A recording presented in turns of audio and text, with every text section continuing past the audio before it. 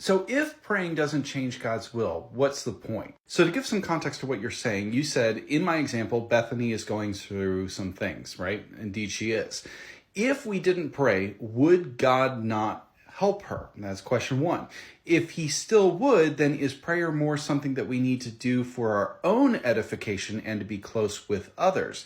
Because I also know that prayer is to submit to God's will and not to change it. So in Revelation 5, John is seeing this scene unfold in heaven, and the Lamb that was slain before the foundation of the world makes his appearance to open the scroll that cannot be opened by anybody else. And the response of the 4 living creatures and the 24 elders is that they fall down before the Lamb, and each one of them has a harp and golden bowls filled with incense, which are the prayers of the saints. The scene that John is describing here in Revelation 5 actually shows us that our prayers are involved in the worship of God in the throne room of heaven. As John describes it, our prayers go up as incense before the Lord. That's the image we have to get in our heads, is that we are not just simply praying to the ceiling, we are involved in this heavenly scene. In the Old Testament temple system, which is a shadow of things to come, incense was burned before the curtain that was by the Ark of the Testimony in front of the mercy seat. Meaning that in order to get to the Holy of Holies,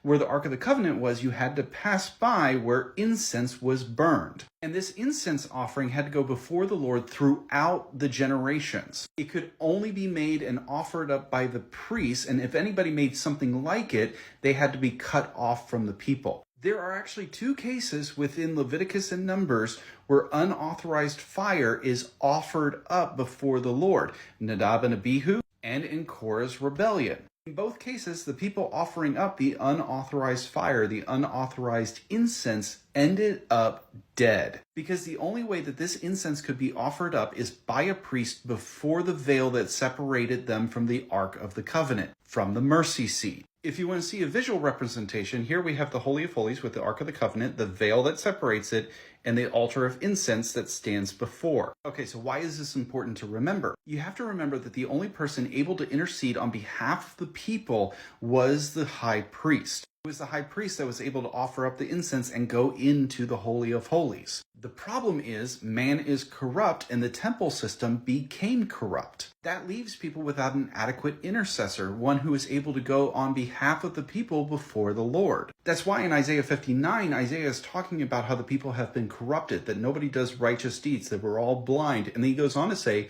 he, being God, saw that there was no man. He was amazed that there was no one interceding. So his own arm brought salvation and his own righteousness supported him. And that's why God in